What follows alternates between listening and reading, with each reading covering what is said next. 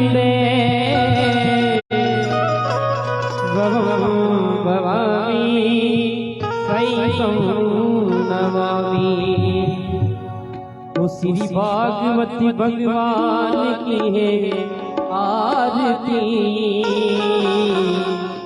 पापियों को पाप से है तारती। भागवती भगवान की आरती करो आरती, पापियों को पाप से है तारती। ओ श्री भागवती भगवान की है आरती, करो आरती, पापियों को पाप से है तारती। श्री राधे।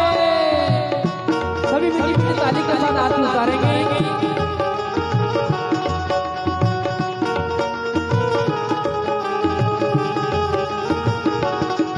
ये अमर ग्रंथ ये मुक्ति पंथ ये पंचम वेद निराला, नवज्योति जलाने वाला। ये अमर ग्रंथ ये मुक्ति पंथ ये पंचम वेद निराला, नवज्योति जगाने वाला।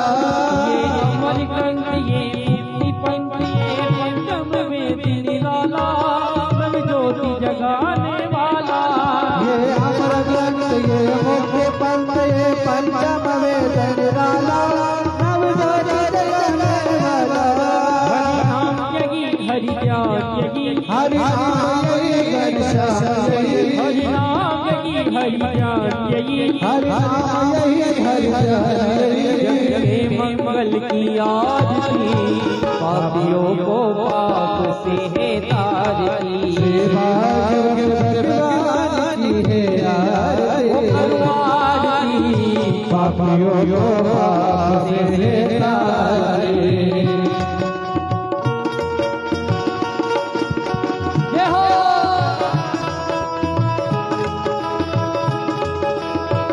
श्री राधे राधे राधे।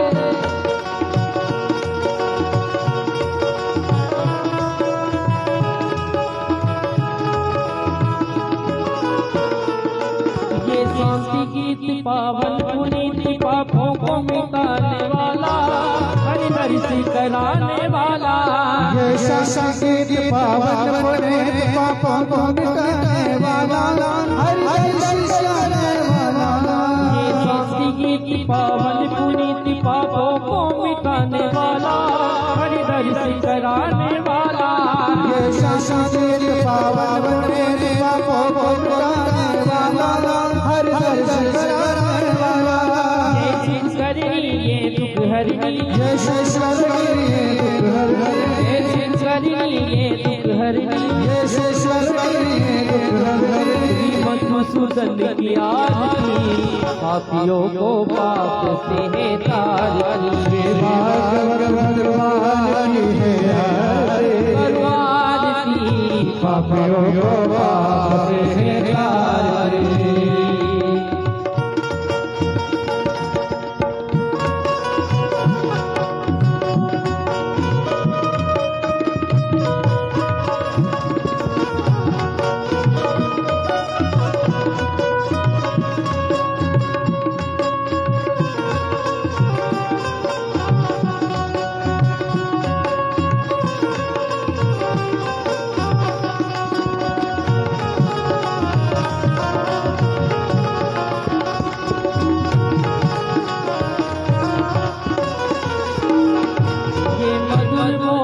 पंथ खोल सन्मार्ग बताने वाला, बिगड़ी को बनाने वाला। ये मधुर बोल पंथ खोल सन्मार्ग बताने वाला, बिगड़ी को बनाने वाला।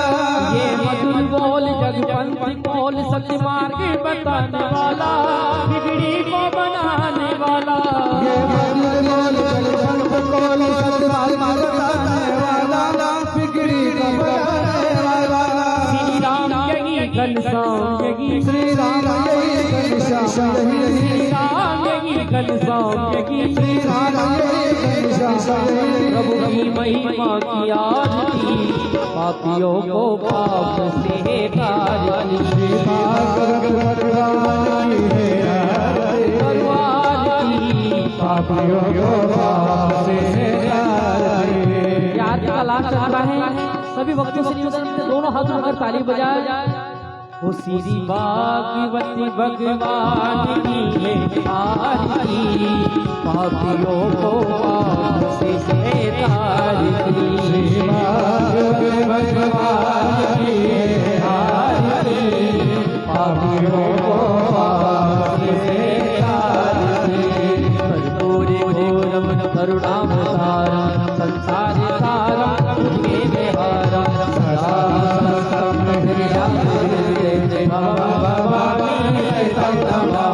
सर्वमंगल मंगले स्वाद नारायणी गुरुर्ब्रह्मा गुरुर्विष्णु गुरुर्देवो महेश्वरा, गुरुर्साक्षात् तस्मै श्री गुरुवे नमः। हरे राम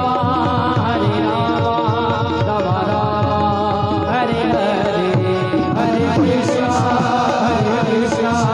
कृष्ण कृष्ण।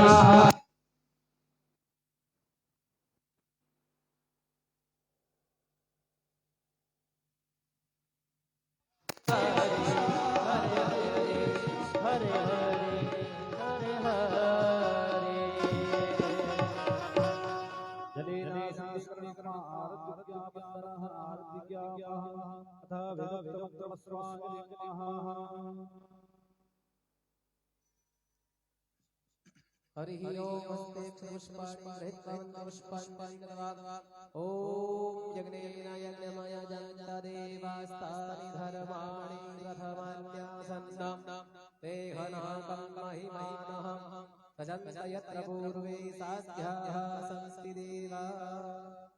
हरि ओम एकदन्ताय विद्महे वक्रतुण्डाय धीमहि तन्नो दन्तिः प्रचोदयात्। ओम कात्यायनाय च विद्महे कन्याकुमारी च धीमहि तन्नो देवीः प्रचोदयात्। हरि ओम वृषभानुजाय विद्महे श्रीकृष्णप्रियाय धीमहि तन्नो राधिकः प्रचोदयात्। ओम पंचमवेदाय विद्महे ज्ञानगंगाय धीमहि तन्नो श्रीमद्भागवत प्रचोदयात्। ओम तत्पुरुषाय विद्महे महादेवाय धीमहि तन्नो रुद्रः प्रचोदयात्। देवन्तिका बगलचम्बकबाडलादे पुन्नागजाति करवीर सार पुष्पै विलभ प्रबाल तुलसीदल मंजरि विस्मां पूजयामि जगदीश्वर मे प्रसीद।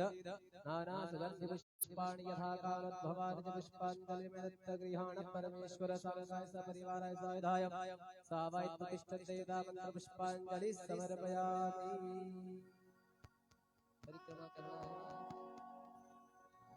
परिक्रमा करना ओम यानि कानि च पापानि जन्मान्तर्गतानि च तानि सर्वाणि नश्यन्तु दक्षिणायां तदेवै। बोली भागवत महापुराण की जय, महामृत्युंजय भगवान की जय, पशुपतिनाथ भगवान की जय, व्यास जी महाराज की जय। नमः पार्वती पते हर हर महादेव।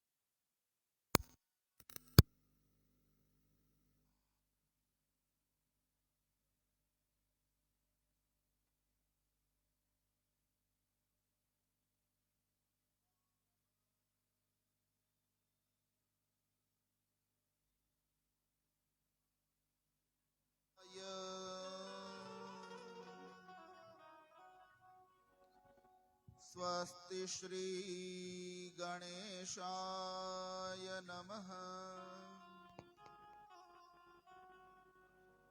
श्री सरस्वत्यै नमः।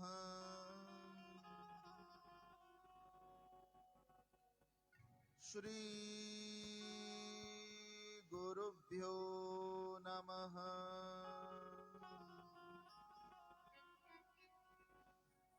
वंशे विभूषितकरा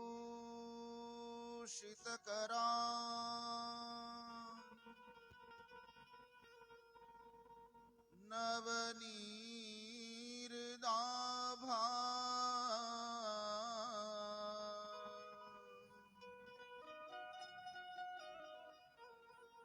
पीताम्बरात्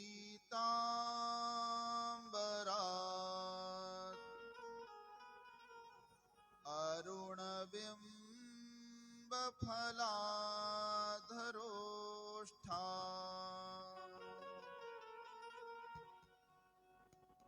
पूर्णेन्दुसुन्दरमुखात् अरविन्दनेत्रा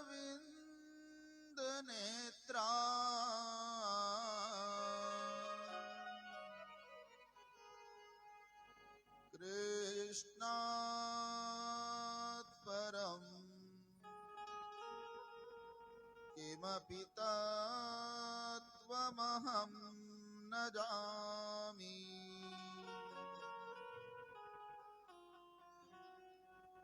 कृष्ण त्वदेयपदपङ्कजपञ्जरान्ते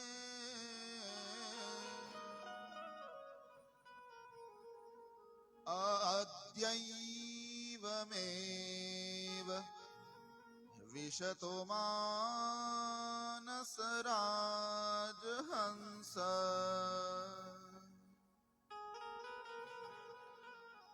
प्राणप्रयाणसमये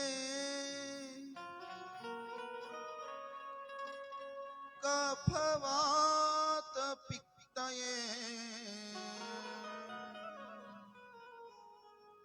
कण्ठावरो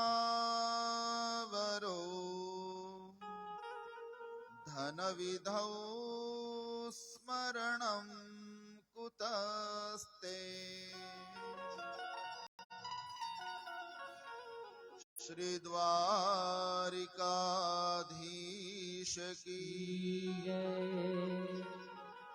श्री बालकृष्ण लाल की सद्गुरु भगवान की ओम नमः पार्वती पतये हर हर महादेव हर।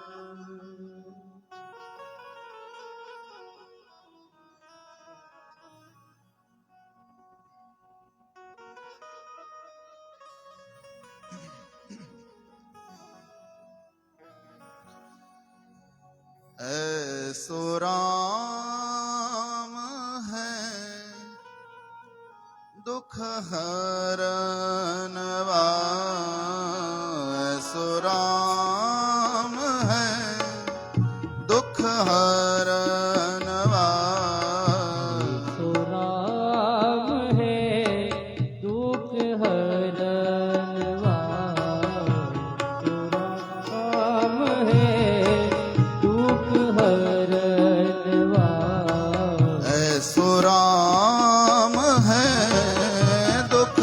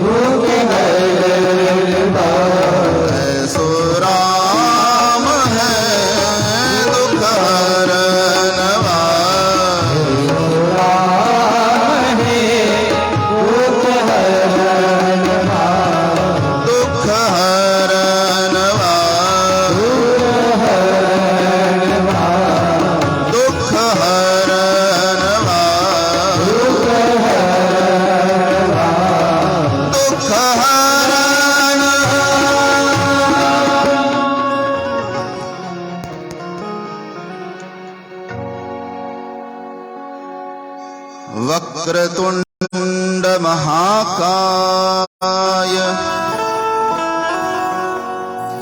सूर्यकोटि समप्रभ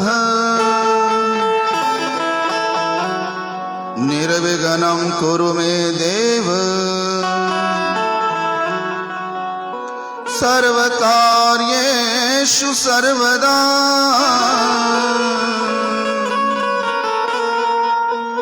सच्चिदानन्दरूपाय विश्वोत्पत्त्यादिहेतवे तापत्रय विनाशाय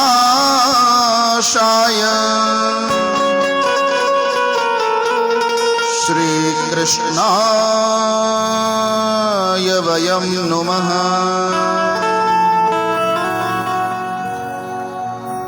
योऽन्तः प्रविश्य मम वाचमिमां प्रसुप्ताम् सञ्जीवयत्य अखिलशक्तिधरस्वधाम्नः अन्यांश्च हस्तचरणश्रवणत्वगादीन् प्राणान्नमो भगवते पुरुषाय तुभ्यम्।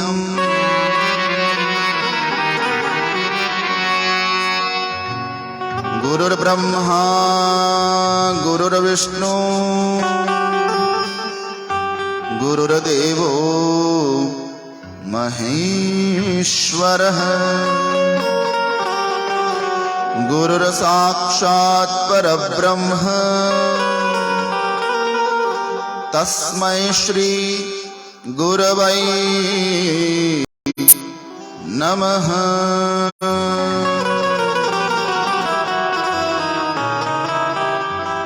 मुखं करोति वाचालं पंगुं लंघयते गिरिं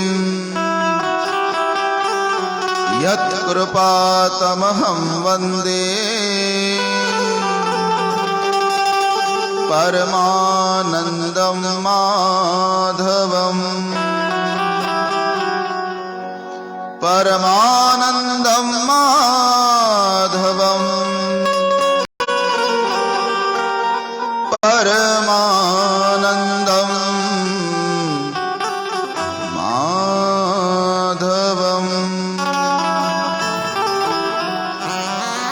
बोलिए श्री गोवर्धननाथ महाराज की जय।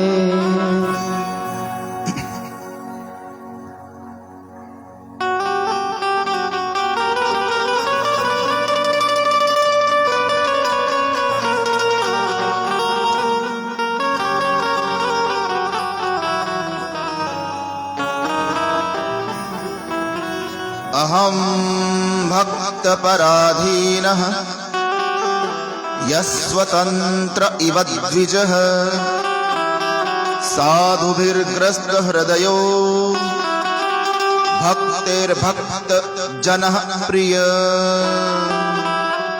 बोलिए श्री सुखदेव जी महाराज की जय।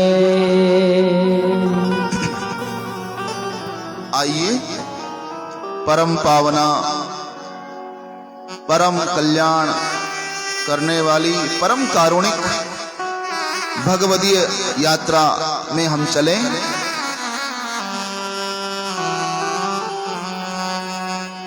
व्यक्ति को साधना करनी चाहिए और साधना के मार्ग में आने वाले सुख दुख को भगवान की कृपा मानकर स्वीकार करते हुए आगे बढ़ना चाहिए। साधना पथ है, साधना लक्ष्य नहीं है। साधना केवल एक रास्ता है, देयर ऑन द वे, केवल रास्ता है, लक्ष्य नहीं है। साधना मार्ग है। तो साधना मार्ग में चलते हुए कंकड़ भी आएंगे, पत्थर भी आएंगे। साधना है, हम साधना में चल रहे हैं तो सब कुछ आएगा। हाईवे पर भी हम चलते हैं तो हाईवे पर भी टर्न तो आते हैं ना, क्या हाईवे सीधा होता है? हैंडल तो घुमाना पड़ेगा। तो साधना केवल रास्ता है, लक्ष्य नहीं। तो लक्ष्य की प्राप्ति के लिए साधना तो करनी पड़ेगी, रास्ते पे चलना पड़ेगा, तभी मंजिल तक हम पहुंच पाएंगे। मंजिल तक पहुंचने के लिए मार्ग का अनुसरण करना पड़ेगा।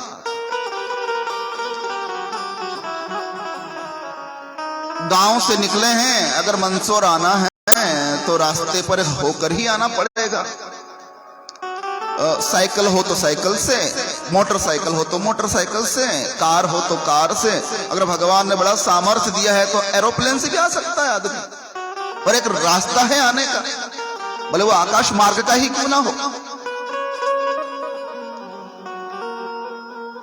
तो साधना का मार्ग है, अगर हमने स्वीकार किया है और लक्ष्य हमने भगवान को रखा है तो आवश्यक है हम बढ़ते जाएं।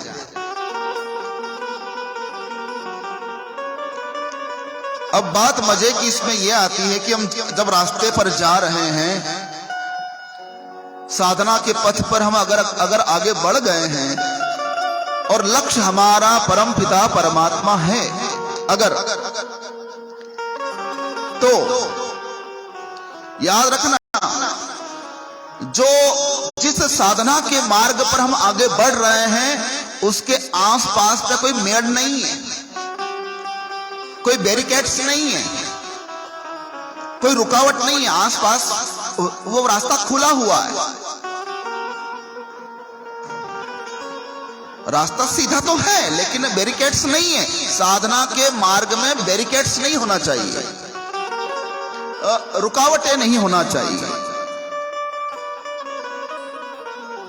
हम हाईवे पे जाते हैं, 4 लेन हो 8 लेन हो, तो वहां वो बैरिकेड्स बनाए गए हैं कि वाहन इधर से इधर ना जा सके और उधर का वाहन या पशु उधर ना आ सके रास्ते पर, तो जालियां लगाई जाती हैं, बैरिकेड्स बनाए जाते हैं।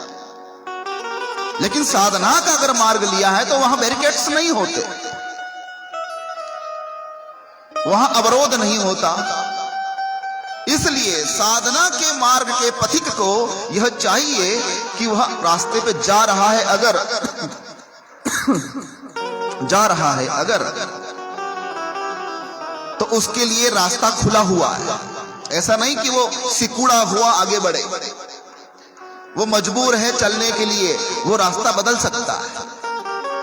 इतनी स्वतंत्रता देती है साधना।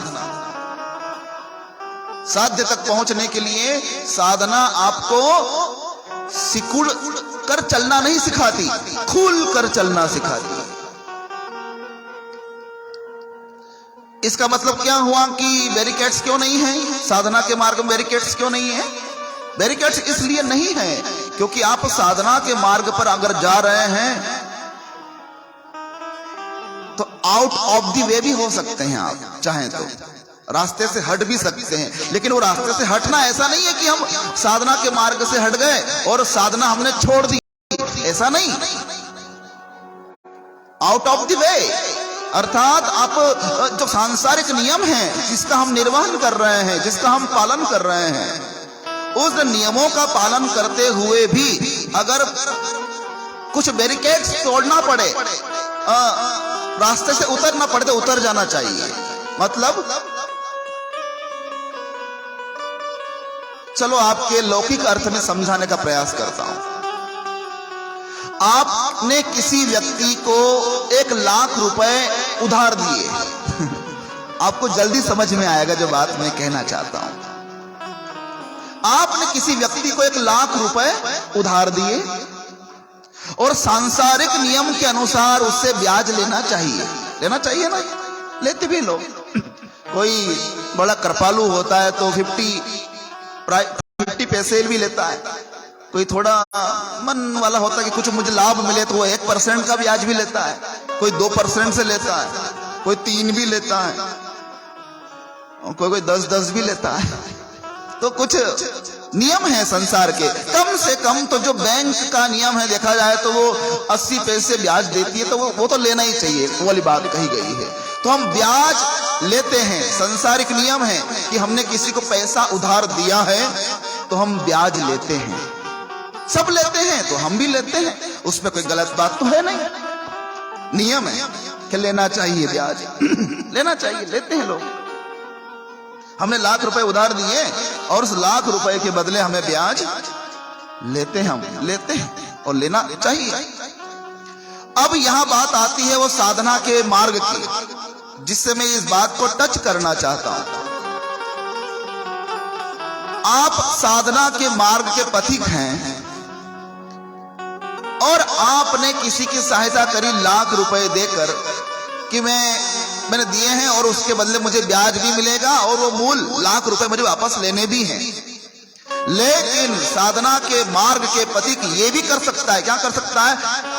आउट ऑफ द वे, मतलब संसार का जो रास्ता है उससे अलग हटकर हम चाहें तो लाख रुपए की हमने उसे सहायता करी है तो हम केवल मूल ही लें और ब्याज छोड़ दें, तो ये संसार से आउट ऑफ द वे होगा।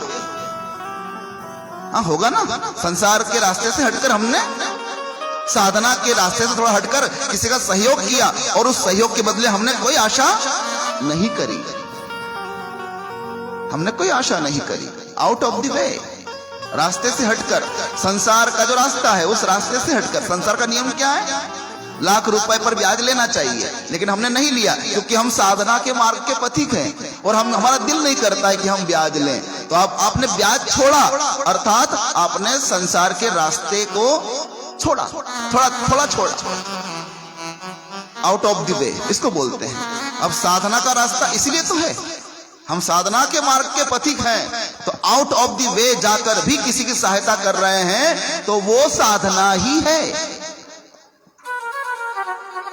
साधना ही है। किसी की सहायता करना भी साधना, अर्थात खुद भोजन करना, खुद के लिए खुद अन्न खाना, खुद भोजन करना साधना है। उसी प्रकार किसी को भोजन कराना भी तो साधना है। आप अपने शरीर के पोषण के लिए, रक्षण के लिए, संरक्षण के लिए यदि आप अन्न खिलाते हैं तो ये पुण्य है, लेकिन अपने शरीर के द्वारा कमाए हुए से किसी और को हम भोजन कराएं तो ये महापुण्य है, ये समझना है। तो हमारे धन से किसी की सहायता हो गई और उस धन के बदले हमने कुछ नहीं चाहा, केवल वो धन जो दिया है हमने वही चाहा, तो ये भी एक साधना है, ये भी एक साधना है। साधना तो साधना किसके लिए? साध्य के लिए। और जिस साध्य के लिए, साध्य यानी परमात्मा, जिस साध्य को लक्ष्य बनाकर हम आगे बढ़ रहे हैं वह लक्ष्य केंद्र में रहे, वह साध्य केंद्र में रहे और फिर आगे बढ़िए साधना के पथ पर। साधना का पथ, साधना का पथ इसलिए चाहिए। साधना क्या करती है? कई लोग ये भी कहते हैं साधना करने से क्या होता है, साधना क्या करती है, साधना करने से क्या हो जाता है। जैसे जैसे व्यक्ति के जीवन में साधना का प्रादुर्भाव बढ़ता है, साधना बढ़ती जाती है, तो साधना बढ़ती जाने का जो लाभ है वो लाभ क्या है? आपके जो प्रश्न हैं ईश्वर को लेकर, परमात्मा को लेकर, अपने इष्ट को लेकर, उन सारे प्रश्नों को जला देती है साधना। प्रश्नों को जला देती है, उत्तर को नहीं। प्रश्न ही जल जाएंगे तो प्रश्न ही जल गए तो उत्तर की जरूरत क्या पड़ेगी फिर भला। जैसे जैसे आपकी साधना बढ़ती जाएगी उसका प्रादुर्भाव बढ़ता जाएगा, वह ऊर्ध्वगामी बनी रहेगी अगर, तो आपके जीवन के सारे प्रश्न जल जाएंगे ईश्वर को लेकर। अगर आप चाहते हैं कि मुझे सारे संशय मेरे दूर हो जाएं, तो साधना का पथ ये काम करता है। साधना क्या करती? तो ये करती है कि आपके सारे प्रश्नों को जला देती है साधना। क्या आप तैयार हैं उसके लिए? साधना आपके प्रश्नों को जला देती है, तो फिर आपको उत्तर की आवश्यकता ही कहां है, क्योंकि प्रश्न ही जल गए, प्रश्न ही जल गए। इसलिए साधक को चाहिए साधक बने, साधक को चाहिए वो साधना करे, और साधना करने वाला साधक लक्ष्य को पा सकता है। साध्य की प्राप्ति के लिए परम आवश्यक है कि साधक में, देखो साधक को साधक क्यों कहा गया? साधक इसलिए कहा गया जिसने अपने आप को साध लिया, जिसने अपने आप को समझ लिया, उसे साधक कहा गया। हम दुनिया को समझने में लगे हुए हैं, हम दुनिया को साधने में लगे हुए हैं, हम खुद को समझने में या खुद को साधने में नहीं लगे हुए हैं। और जो खुद को साधने में लगा हुआ है, जो खुद को समझने में लगा हुआ है, वो साधक है, उसी को साधक कहा गया। देवरानी जेठानी को समझने में लगी हुई है, जेठानी देवरानी को समझने में लगी हुई है, बहू सास को समझने में लगी हुई है, सास बहू को समझने में लगी हुई है, लेकिन सास खुद को समझने का प्रयास नहीं कर रही, दूसरों को साधने का प्रयास करते हैं। मेरी बहू मेरे इशारे पर नाचे, मेरा कहना माने, मैं जो कहूं वो जल्दी से हो जाए, पटाख से हो जाए। मतलब हम किसी को साधना चाहते हैं, हम किसी को साधना चाहते हैं, स्वयं को साधना नहीं चाहते। जिसने स्वयं को साध लिया है वही साधक है, उसी को साधक कहा जाता है। जो स्वयं को साध नहीं पाया वो क्या दूसरे को साधेगा और क्या साधेगा? जो दूसरों को समझने में निकला हुआ है, दूसरों को समझने में निकला हुआ है, वो खुद क्या अपने आप को समझेगा? स्वयं को समझो। इसलिए मैं कल चर्चा कर रहा था आपसे, क्या समझो? पहला सूत्र क्या है? कोहम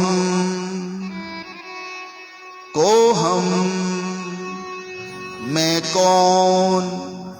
ये प्रश्न करना चाहिए स्वयं से। मैं कौन, कोहम, और केनाहम यानी मैं किससे, कस्याहम मैं किसका, मैं कौन, मैं किससे, मैं किसका। ये तीन प्रश्न होना चाहिए स्वयं से। मैं कौन, मैं किससे, मैं किसका, कोहम, केनाहम, कस्याहम। ये प्रश्न होना चाहिए। जब आप कोहम की यात्रा करेंगे, अर्थात मैं कौन, मैं कौन, मैं कौन, तो इस प्रश्न का उत्तर आप स्वयं नहीं जान पाएंगे। इस प्रश्न का उत्तर तो सद्गुरु ही जना पाएंगे। जो जान गया है कि मैं कौन, वही जो जान गया है मैं कौन, वो जना पाएगा कि तू कौन। हम स्वयं से स्वयं को नहीं जान सकते, कोई जनाएगा तो हम जान सकते हैं। जिस प्रकार हम विद्यालय में जाते हैं पढ़ने के लिए और टीचर हमको पहली कक्षा में अ अनार का सिखाता है, कभी हम अ अनार का सीख पाते हैं कि अपने आप सीख जाते हैं? क्या हम अपने आप सीख जाते हैं क्या कि माँ की कोख से बाहर निकले, हम स्कूल नहीं जाएंगे, आई एम द ग्रेजुएट? हो सकता है ऐसा? नहीं हो सकता। तो कोई जनाएगा, कोई जताएगा, तभी हम जान पाएंगे। यह आवश्यक है। वो कौन जनाएगा, वो कौन जताएगा? सद्गुरु। इसलिए सद्गुरु की शरण आवश्यक है। किसको जानने के लिए? को हम खुद को जानने के लिए। को हम, मैं कौन? हे सद्गुरु बताइए मैं कौन हूं? क्योंकि वो कोहम की यात्रा ही कर रहे होते हैं सद्गुरु, संत, महात्मा, सद्गुरु, महापुरुष, वे कोहम की यात्रा कर रहे होते हैं। वो उसी यात्रा के पथिक हैं, इसलिए वो बता पाएंगे आपको कि मैं कौन यानी तू कौन। मैं तो जान गया हूं कि मैं कौन हूं, लेकिन तू भी जान के तू कौन है। हाँ? इसलिए कोई जनाएगा तभी हम जान पाते हैं। आवश्यक है। पहला सूत्र है कोहम। तो सद्गुरु कहेंगे प्यारे मेरे, तेरा प्रश्न बड़ा सुंदर है कोहम, लेकिन तुझे खाली इतना जानना है। क्या जानना है? सच्चिदानंदो हम। तू कौन है? तू सच्चित आनंद है। ये तो केवल एक शब्द है कि तू ये है, लेकिन वो सत चित और आनंद, उसकी एक यात्रा होती है। केवल सुनने से वो यात्रा पूरी नहीं हो जाती। सत चित और आनंद की यात्रा होती है, वो सदगुरु करवाते हैं। सत चित और आनंद को हम तो कहेंगे तस्याहम इति सच्चिदानंदोस्मि। तुम सच्चिदानंद हो प्यारे। अब सच्चिदानंद में हूं ये कैसे मान लूं? तो बेटा उसकी यात्रा करो, उसको समझो, उसकी एक पढ़ाई होती है वो करो, सदगुरु बताएंगे। शिवोहम शिवोहम सच्चिदानंदोहम, शिवोहम शिवोहम सच्चिदानंदोहम। जब आप समझ जाएंगे कि हकीकत में मैं कौन हूं, तो ये वो जिसकी हम पूजा करते हैं, जिसकी आराधना करते हैं, जो हमारे इष्ट हैं, हम वही हो जाते हैं। फिर बाद में तब हम कह पाते हैं हृदय से, क्या कह पाते हैं? शिवोहम शिवोहम सच्चिदानंदोहम। मैं शिव हूं, मैं शिव हूं।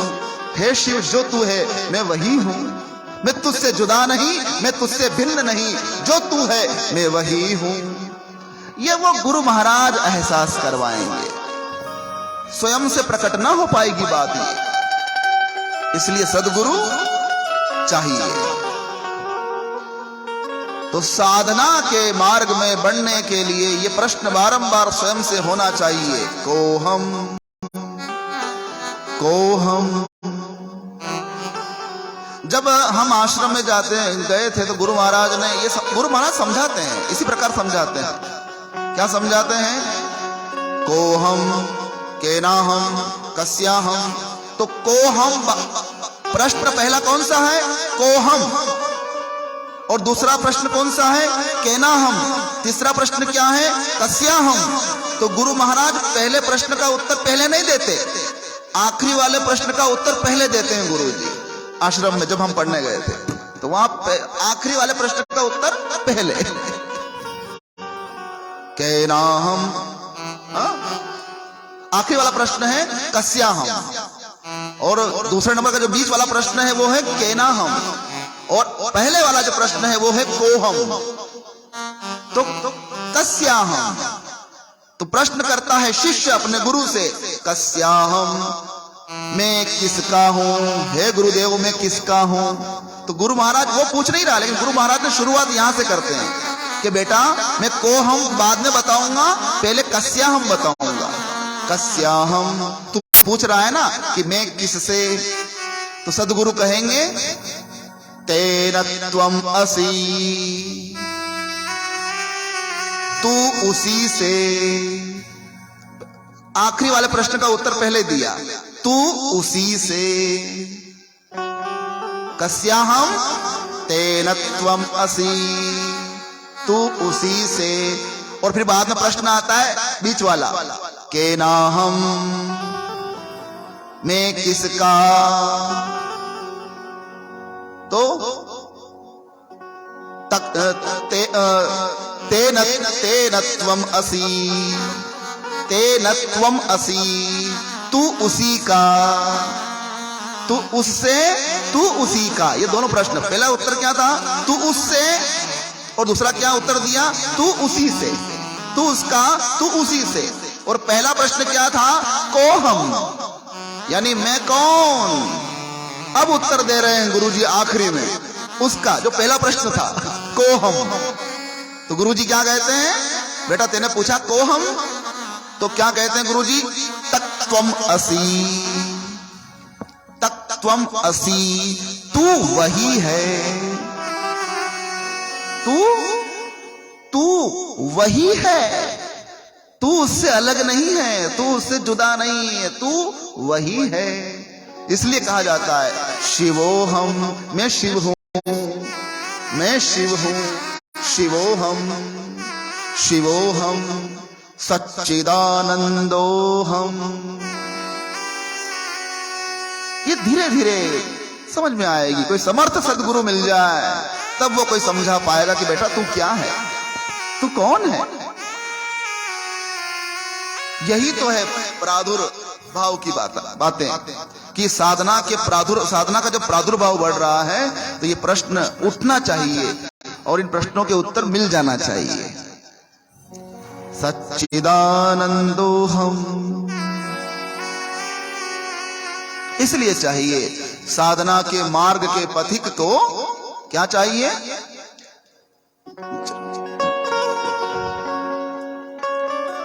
साधना के मार्ग के पथिक को चाहिए साध्य की यात्रा अगर वह कर रहा है, लक्ष्य की अगर वह यात्रा कर रहा है, मंजिल को अगर वो पाना चाहता है, तो साधना के मार्ग में जो जो स्टेशन हैं वो उनको याद रखे। कौन कौन से स्टेशन हैं? अष्टांग योग बताए गए हमारे यहाँ पर, यम, नियम, आसन, प्राणायाम, प्रत्याहार, धारणा, ध्यान, समाधि, ये स्टेशन है। पूरा नहीं तो थोड़ा टच तो करो इनको। कई बार क्या होता है कि हम यात्रा करते हैं तो बीच में होटल आते हैं, ढाबे आते हैं, तो हम क्या करते हैं, तो रुक जाते हैं। तो पति की तो इच्छा होगी तो चलो खाना खा लेते हैं, लेकिन पत्नी को भूख नहीं लगी तो पत्नी कहती है मुझे भूख नहीं लग रही है, तो पति कहता हुआ चलो तू नहीं खा रही तो चलो मैं नहीं खाऊंगा, आगे जब कोई ढाबा आएगा तो वहां रोकूंगा। तो जिस ढाबे पर रुके तो वहां पति को लग रही थी भूख, लेकिन उसने पी लिया पानी। चलो अब तू नहीं खा रही है, चलो हम दोनों साथ में खाएंगे, लेकिन आगे वाले स्टेशन पे खाएंगे। लेकिन पानी तो पी लिया ना वहां पे, खाना भले इन्हें खाया हो वहां, लेकिन पानी पी लिया। तो उसी प्रकार की साधना की यात्रा है कि स्टेशन आएंगे। अगर आप किसी नियम को पूरी तरह पालन नहीं कर पाए तो थोड़ा तो कर पाएंगे ना। जिस प्रकार से हमने खाना नहीं खाया, खाने से तृप्ति हो जाती, लेकिन खाना नहीं खा पाए तो पानी पी लिया, तृप्ति तो नहीं हुई लेकिन थोड़ा संतोष हुआ कि पानी तो पिया। किसी नियम का हम पूरी निष्ठा के साथ पालन नहीं कर पाए, अगर नहीं कर सकते अगर, तो थोड़ा तो कर ही सकते हैं, थोड़ा। कई लोग क्या कहते हैं, हमारे मोहल्ले में एक नेताजी खड़े हुए हैं चुनाव के लिए, और उनके सामने एक नेताजी और खड़े हुए हैं चुनाव के लिए, और मुझे दोनों नेता अच्छे नहीं लगते, मैं तो वोट डालूंगा ही नहीं। ऐसा भी होता है कई बार। तो ऐसा तो हुआ, तो एक व्यक्ति मुझसे मिला तो उसने कहा कि गुरुजी मेरे लिए तो दोनों ही नालायक हैं, ये दोनों खड़े हुए दोनों भूत हैं, ये मैं इन दोनों में से किसी को वोट देने वाला नहीं हूं। अगर मुझे जबरदस्ती करके ले भी जाएंगे तो नोटा दबाऊंगा, नोटा, पर मैं किसी को वोट नहीं डालने वाला हूं। उसने मुझे ऐसा कहा। मैंने कहा कि वोट व्यर्थ जा रहा है और तेरा नोटा तुझको हकीकत में नुकसान पहुंचाएगा। मैंने समझाया थोड़ा उसे उस दृष्टिकोण से, जिस दृष्टिकोण से मैं साधना का समझाता हूं लोगों को, कि तेरा नोटा, तेरा वोट व्यर्थ गया, वो गिनती में नहीं आ पाया। नोटा का वो गिनती की नहीं जाती नोटा की, तो मैं नोटा दबा दूंगा। मैंने भैया सोच, तेरे मोहल्ले में पार्षद पद के लिए 2 व्यक्ति खड़े हुए हैं, हाँ, तो तेरी निगाह में दोनों नालायक हैं? हाँ, दोनों नालायक है, दोनों नालायक है, वोट देने के लायक लोग नहीं है ये। मैंने कहा कि अच्छा ऐसा कर, खाली मुझे इतना बता कि इन दोनों नालायक में से ज्यादा नालायक कौन है? उसने बता दिया कि हाँ, उन दोनों की बात करें तो थोड़ा वो वाला जो नेता है वो ज्यादा नालायक है, और ये हाँ ये थोड़ा कम नालायक है। मैंने कहा कि तेरी दृष्टि में वो कम नालायक तो है ना, पूरा नालायक तो नहीं है ना, तो जो कम नालायक है उसको तो वोट दे, उसको तो वोट दे। कोई तो कुछ तो अच्छा होगा, कुछ तो अच्छा होगा वो, तभी तो वो कह रहा है कि कम नालायक है। अरे कुछ तो अच्छा होगा तभी तो कम नालायक कह रहा है। तो कहने का मतलब ये है कि हम पूरे नियमों का पालन नहीं कर सके, लेकिन कुछ तो कर सकते हैं ना। हम पूरी माला है, महात्माओं के पास समय ही समय होता है माला करने के लिए। वो 24 घंटों में से कम 20 घंटे माला करते हैं, 4 घंटों की ही नींद लेते हैं। आप बद्री विशाल जाइए, वहां कहीं ऐसे महात्मा है केवल 4 घंटे ही नींद लेते हैं। उनकी अपनी प्रकृति ही ऐसी बना ली उन्होंने कि 4 घंटे ही सोते हैं और 20 घंटे माला करते हैं। हमारे पास 20 घंटे माला करने के लिए नहीं है। हमें अपने घर के काम करना पड़ेंगे, ऑफिस के काम करने पड़ेंगे, जो भी किसानी वर्ग के लोग हैं उनको खेती में काम करना पड़ेगा, उनके पास समय नहीं है उतना 20 घंटों वाला। तो 20 घंटे भले ही ना हो, आधा घंटा तो निकाल सकते हैं ना हम। तो हम उस नियमन का पूरा पालन नहीं कर सकते, लेकिन थोड़ा तो कर सकते हैं ना। वो थोड़ा वाला बात, थोड़ी वाली बात, वो थोड़ा भी बहुत होगा अपने लिए। सारा नहीं तो सार ही तो ले लो, सारा नहीं तो सार ही ले लो। ये सार ही असार संसार से आपको पार उतार देगा। थोड़ा सा सार ही असार संसार से पार उतार देगा। तो भली एक माला ही कर लो, एक माला ही पर्याप्त है मन के संतोष के लिए। एक बड़ा संतोष मिलता है।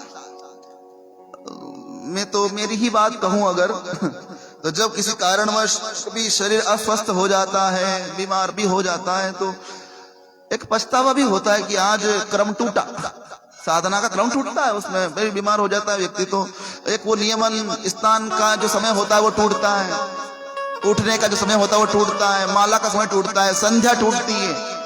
तो एक ग्लानि का भाव भर जाता है कि मैं आज चूक गया, होता है। लेकिन अगर शरीर स्वस्थ है तो फिर वो उसका फिर करने के बाद जो एक संतोष मिलता है कि हाँ मैंने आज का काम प्रभु की सेवा कर ली, एक संतोष कि हाँ आज हो गया मुझसे, मैंने आज प्रभु की सेवा कर ली। जैसे एक माँ को अपने बच्चे का ख्याल रखती है ना, जिस प्रकार से कि मेरे बच्चे ने अभी अभी सुसु किया था, मैंने इसका वस्त्र बदल दिया, और एक माँ को संतोष होता है कम से कम 1 घंटा और ये नहीं करेगा, मुझे विश्वास है, क्योंकि 1 घंटे बाद ये करेगा। एक संतोष एक माँ को अपने बच्चे को लेकर होता है। तो ठाकुर जी को बना लो बालक और खुद बन जाओ यशोदा, और फिर देखो भगवान की सेवा करने का आनंद। भगवान को गोविंद बना लो और खुद बन जाओ यशोदा, यशोदा बन जाओ। यशोदा, यशोदा का अर्थ समझिए, जो दूसरों को यश दे उसको कहते हैं यशोदा। खुद के लिए जो यश ना चाहे और दूसरों को यश दे, मान दे, सम्मान दे, और खुद के लिए कोई मान की इच्छा नहीं, उसे कहते हैं यशोदा। यशोदा दूसरों को जो यश देने वाली है उसे कहते हैं यशोदा। यशोदा बनो, यशोदा बन जाओगी तो स्वतः भगवान ही तुम्हारे यहां बालक बन के आ जाएंगे। ये नियम है साहब। भगवान को आने के लिए भी एक स्वच्छ भूमि चाहिए। स्वच्छ भूमि का अर्थात स्वच्छ भूमिका चाहिए, एक भूमिका, स्वयं की एक भूमिका चाहिए। उस भूमिका पर भगवान प्रकट होते हैं। यशोदा ने अपनी एक भूमिका बनाई है, उस भूमिका पर, भूमि पर नहीं, भूमिका पर भगवान प्रकट होते हैं। भूमिका का अर्थ होता है औचित्य, स्वयं का एक औचित्य बनता है, उस औचित्य को देखकर भगवान आते हैं। जैसे कौशल्या के घर पर आए राम, जैसे यशोदा के घर आए कृष्ण। अरे जन्मे तो देवकी से, लेकिन आए किसके घर? यशोदा के घर। यश मिला तो यशोदा को मिला। देवकी ने जन्म दिया। देवकी का अर्थ भी सुन लीजिए। देवकी का अर्थ होता है देवमयी बुद्धि है जिसकी, और देवमयी का अर्थ होता है जो देना जानती है, केवल लेने में जिसका रुचि नहीं, केवल देना देना देना देना जिसको आता है वह देवकी। तो जो देना जानती है तो भगवान उसके वहां दौड़ के आएंगे कि इसको तो केवल देने में आनंद आता है, ये तो लेने में मन रखती नहीं। और जो लेना लेना लेना ही जानती है, पड़ोसी के वहां से 10-10 कटोरी शक्कर ले, एक भी वापस नहीं की, तो वो कौन सी देवकी बनेगी भला? पड़ोसन बेचारी दयालु है, देती रहती है। वहां हमारे घर पंडित तो भिक्षा के लिए कोई आए नहीं, रो मांगवा होते, अगर यह लेगी 10 कटोरी तो हम जुआ के पंडित जी लेगी हमारे घर की। बेचारी वो भी दयालु समझती रहती है, देती रहती बेचारी, वो प्रश्न भी नहीं करती कि पुरानी बाकी है जमा कराओ, वो देती रहती है। तत्वतः विचार की बात है। यशोदा बने, देवकी बने, उसके लिए भगवान आएंगे। कोई एक बनो कौशल्या, राम ने नो तुरु देवा, कोई एक बनो कौशल्या। अगर राम को न्योता देना है तो कौशल्या बन जाओ, कौशल्या बन जाओ। कौशल्या जो कुशल है अपने चरित्र को लेकर, कौशल्या जो जागृत है अपने विचार को लेकर, जो जागृत है, जो कुशल है अपने हर पार्थक्य को लेकर, वह है कौशल्या। कौशल्या, कौशल्या बनी। राम ने नोतरू देवा, बनो कोई एक कौशल्या। सीता ने साधना करशो, जानकी रामनी छाया। आहा, गुजराती लोग बड़े प्रेम से गाते हैं इस भजन को। बनो कोई एक कौशल्या। अगर राम जी को न्योता देना है तो कौशल्या बन जाओ, एक भूमिका बनाओ। भगवान तुम्हारे यहां आए, वो किसी भी रूप में आ सकते हैं। अखंड ब्रह्मचर्यनी मूर्ति, प्रभु संकल्पनी प्रतिमा। प्रभु संकल्पनी प्रतिमा, हजूरी दास हनुमंता। हजूरी दास हनुमंता, जन्मवा अंजनी तोषे। आहा, अंजनी मां से कौन आया? हनुमान आया। अंजनी ने ऐसी भूमिका बनाई तो हनुमान आया। राम ने नोतरू देवा, बनो कोई एक कौशल्या। सीता ने साधना करशो, जानकी रामनी छाया। अगर आपकी भूमिका बन गई और राम जी आएंगे तो अकेले कहां आएंगे? वो तो जानकी जी को भी साथ ले आएंगे। अगर राम आपसे प्रकट हो जाएंगे, आपकी भक्ति से, प्रेम से प्रकट हो जाएंगे राम, तो जानकी तो उनकी छाया है, वो तो भूमि को फाड़ कर प्रकट हो जाएगी। वो तो उनकी छाया है, राम जी की छाया है जानकी, वो तो पृथ्वी को फाड़ कर बाहर आ जाएगी। हाँ, इसलिए चाहिए। हाँ, और लखन जी की क्या कहें साहब, समर्थित है कौशल्या। और सुमित्रा, सुमित्रा के सुपुत्र। हालांकि बहुत वर्णन किया गया है इस भजन में, सभी पात्रों का वर्णन किया, उर्मिला का वर्णन किया गया है, यहाँ लक्ष्मण का वर्णन किया गया है इस भजन में। बाकी मेरा उद्देश्य राम को बताना था आपको। तो राम को बुलाने के लिए भूमिका होनी चाहिए। वो भूमि ही एक भूमिका है। उस भूमिका को बनाने के लिए, राम को बुलाने के लिए एक हृदय में वो पवित्रता का सिंचन करिए, आनंद आएगा। और जब फिर एक शरणागति का जब भाव आ जाएगा, उसकी बात ही अलग हो जाएगी। हे नारायण, हे नारायण। अच्छा, कई माताएं तो नारायण को नारायण मानती हैं और कई माताएं नारायण को पुत्र भी मानती हैं। आप वृंदावन में जाएंगे तो कई माताएं कंडिये में लेकर नारायण को घूमती रहती हैं। उनसे पूछोगे तो क्या है कि ये तो मेरा लाला है, मेरा लाला। उसका लाला तो स्कूल पढ़ने गया, लेकिन उसको भी वो लाला कहती है, मेरा लाला है, मेरा लाला। हाँ, पुत्र बना सकते हो, या फिर तुम खुद पुत्र बन सकते हो और भगवान को पिता बना लो।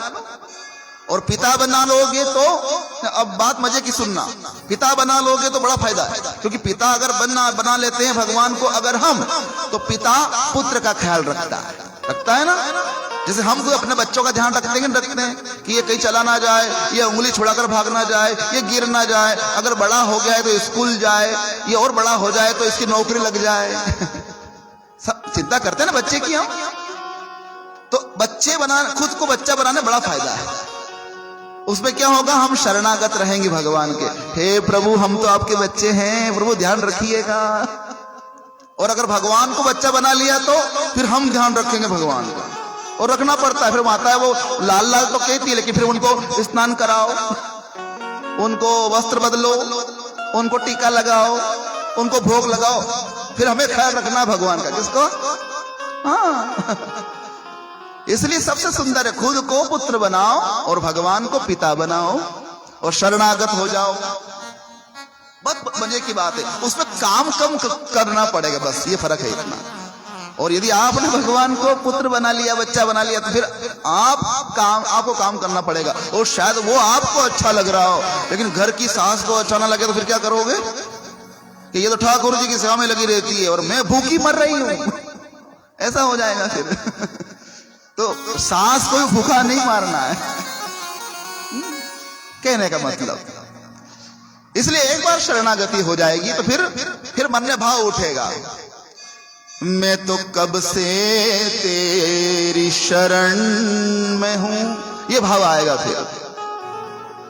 मैं तो कब से तेरी शरण में हूं, मेरी और तू भी तो ध्यान दे।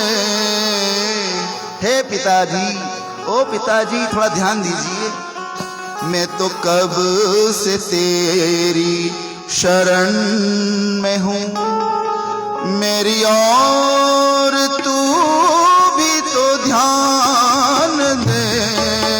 मैं तो कब से तेरी शरण में हूं, मेरी और तू भी तो ध्यान दे। मैं तो कब से तेरी शरण में हूं।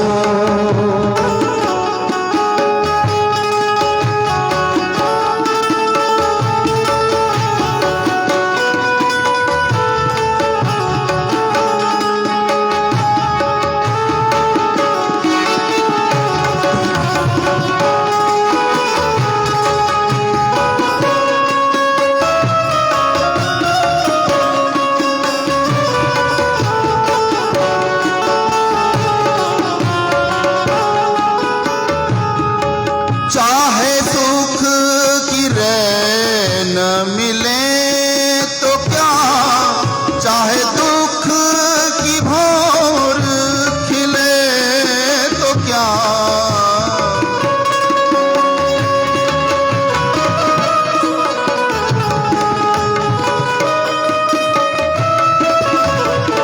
कितनी सुंदर भावना है।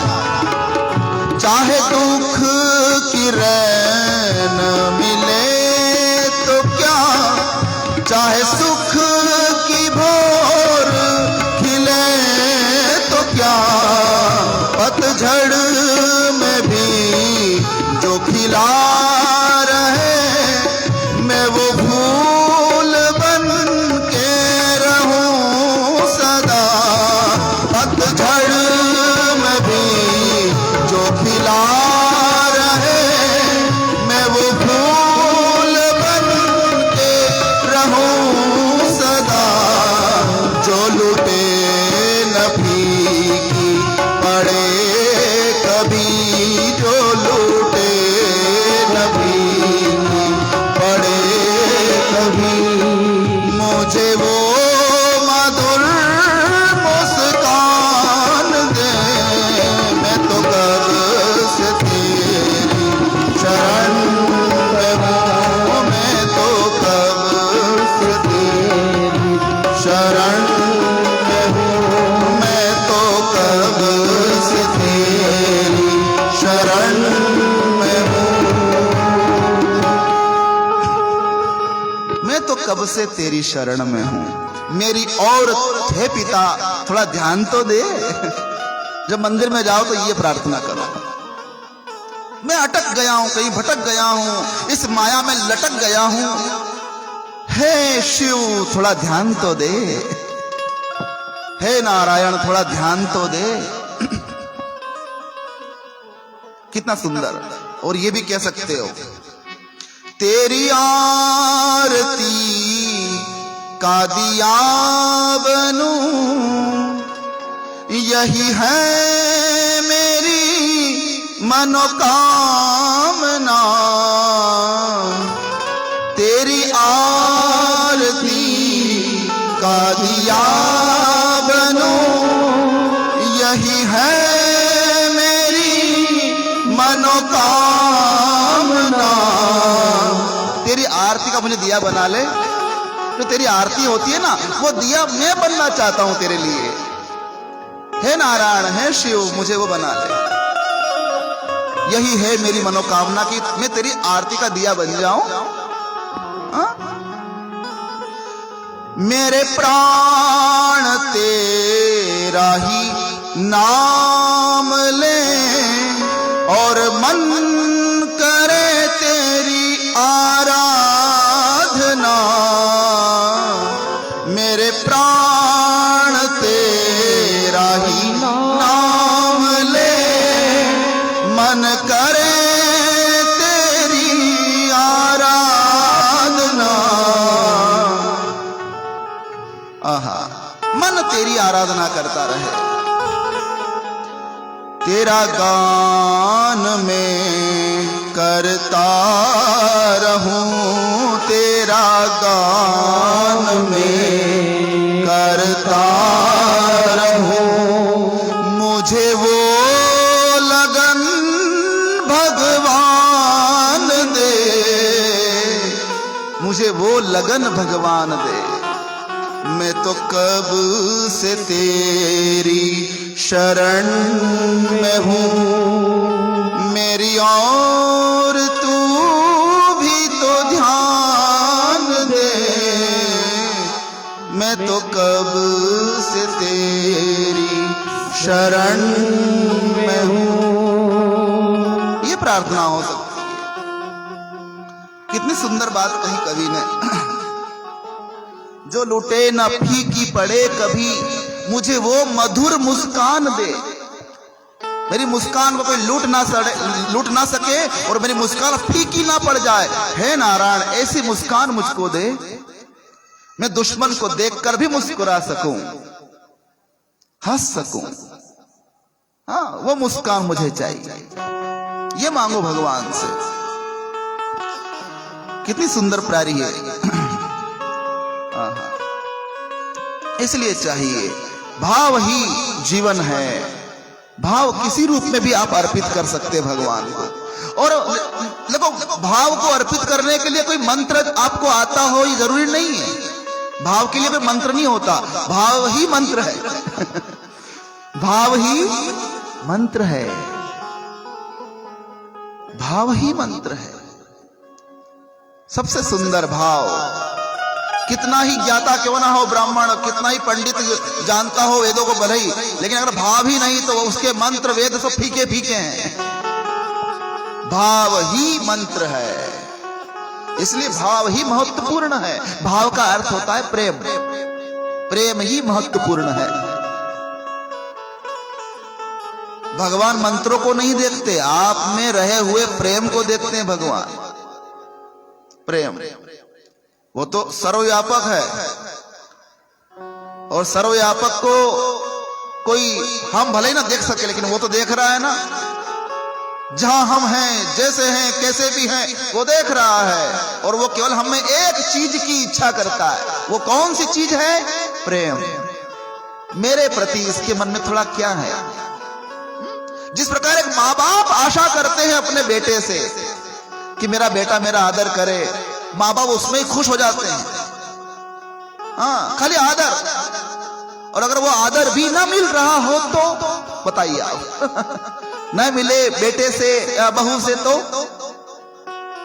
जो महत्वपूर्ण चीज है आदर, वो ही ना मिल रहा हो तो भले तुम उनको गड्डियां दे दो, कट्टे में भरकर घर रख दो, कोई आनंद नहीं आने वाला उनको, अगर आदर ही नहीं दे रहे हो उनको तो। उसी प्रकार परमात्मा के लिए भी है। तुम परमात्मा को सब कुछ दे दो और प्रेम ना दो तो जो मांग है उनकी। अच्छा, श्रीमद् भगवद गीता में भगवान श्री कृष्ण कह रहे हैं अर्जुन से जो कहा है वो बात थोड़ी हटकर है। वो प्रेम की बात नहीं है, वहां मन की बात है कि हे अर्जुन, मैं अपने भक्त से उससे उसका कुछ नहीं मांगता। क्या कह रहे हैं भगवान श्री कृष्ण अर्जुन से? कि मैं अपने भक्त से जो मुझ में थोड़ा विश्वास रखता है उससे मैं कुछ नहीं मांगता। तो क्या मांगता हूं? केवल मन। अब वो सब भगवान को सब कुछ देते हैं लेकिन मन नहीं देते। बात ये कमजोरी वाली ही अपने अंदर। सब कुछ देते हैं, फूल की माला देते हैं, भगवान को भोग लगाते हैं, घंटी बजाते हैं, सब करते हैं, लेकिन जो अपना मन है, भगवान कहते हैं गीता में, मय्येव मन आधत्स्व मयि बुद्धिम निवेशय निवशिष्यसि मय्येव अत ऊर्ध्वं न संशयः। ये कह रहे हैं गीता में, मय्येव मन आधत्स्व, मेरी पहली मांग है मन। हे अर्जुन, मन मांगता हूं मैं। मय्येव मन आधत्स्व मयि बुद्धिम निवेशय। जो उसकी बुद्धि है, जो उसकी कुशलता है, जो उसके अंदर का स्नेह है, जो मन है, कुल मिला के जो उसका जो वो है वो ही मुझे चाहिए। बाकी जो वो है वो देता नहीं, उससे जो बनाया है, जो उसने लिया है वो देता है, वो खुद को नहीं देता। अच्छा, भगवान हमसे दो पात्र ऐसे हैं जीवन में जो हमसे कुछ नहीं मांगते, गुरु और प्रभु। गुरु और प्रभु आपसे कुछ नहीं चाहते, गुरु और प्रभु आपको ही चाहते हैं। ये बड़े मजे की बात है। आपसे कुछ नहीं चाहते गुरुदेव, आपको ही चाहते हैं। गुरुदेव ये चाहते हैं कि आपके द्वारा अच्छा काम हो जाए और उस अच्छे कार्य का तुम्हें प्रतिफल मिले, उसका एक आनंद मिले, और वो जो आनंद मिलेगा वह आनंद गुरु का आशीर्वाद ही होगा, आशीर्वाद होगा। ये प्रायः एक कथा याद आती है मुझे बार बार कि एक बार ऐसा हुआ, शायद आपने सुनी हो, कि एक महात्मा थे और उन महात्मा के मन में एक भाव जागा, अरे मेरे किसी प्रिय का हित हो रहा है। मन में भाव जागा कि मेरे किसी प्रिय का हित हो रहा है, लेकिन वो हित उसका तब होगा जब वो त्याग करेगा। अर्थात मेरा जो प्रिय है उसको 10 लाख रुपए मिलने वाले हैं। आपके अर्थ में कहूं तो कि मेरा जो प्रिय है, जो मुझे मानता है, मुझे गुरु मानता है, मैं उसका गुरु हूं, तो मेरा गुरु होने का यह कर्तव्य है कि मैं उसकी भलाई का सोचूं। तो उसको 10 लाख का लाभ होने वाला है, लेकिन 10 लाख का लाभ उसे तब होगा जब वह 20,000 रुपए का त्याग करेगा। क्या करेगा? 20,000 का वो त्याग करेगा। और मैं जानता हूं कि वो बड़ा कंजूस है, अगर वो त्याग करेगा ही नहीं तो उसे 10 लाख मिलेंगे ही नहीं। तो मैं क्या करूंगा? सोचा कि अपने शिष्यों को भेजूं उसके पास, और शिष्य भी थे आश्रम पर, तो अपने उस प्रियजन के पास कहा कि भेज दूं। लेकिन सोचा कि नहीं, अगर मैं शिष्यों को भेजूंगा तो शायद वो इनको समझा बुझा कर मना करके भेज देगा, चलो मैं ही चलता हूं खुद। यूं तो गुरुदेव घर पर नहीं आते हैं किसी के, लेकिन उस दिन महात्मा जी खुद उस अपने शिष्य के घर चले गए जिसको दीक्षा दे रखी है। उसके घर पर गए एक महात्मा, और घर पर जाकर जैसे ही देखा कि महात्मा आ रहे हैं, वो बाहर बरामदे में बैठा हुआ था वो उनका शिष्य, वो दौड़कर सामने गया, ओहो महात्मा जी, अहो भाग्य, अहो भाग्य, अब हमारे घर पधारे। प्रणाम करने लगा, झुक कर प्रणाम करने लगा। प्रणाम किया, महात्मा जी ने आशीर्वाद दिया। बरामदे में ही एक खाट पड़ी थी, उसके ऊपर एक बोरी बिछा दी और महात्मा जी को बिठा दिया। अंदर गया दौड़कर, पत्नी से कहा, अरे सुनती हो, अपने गुरुजी आए हैं। अरे किसी के घर मैंने देखा ही नहीं आज तक, और आज अपने घर आ गए, देखो देखो देखो, अरे भाग खुल गए हमारे तो। पत्नी के पास गया, पत्नी से कहा कि गुरुजी गाय का दूध पीते हैं, दूध है कि नहीं है? कि हाँ, आधा गिलास बचा के रखा है मैंने। आधा गिलास दूध गाय का घर में था। गया और उसने कह दिया और कहा कि हाँ, गुरुजी के लिए दूध बना के ले आना, पी लेंगे वो।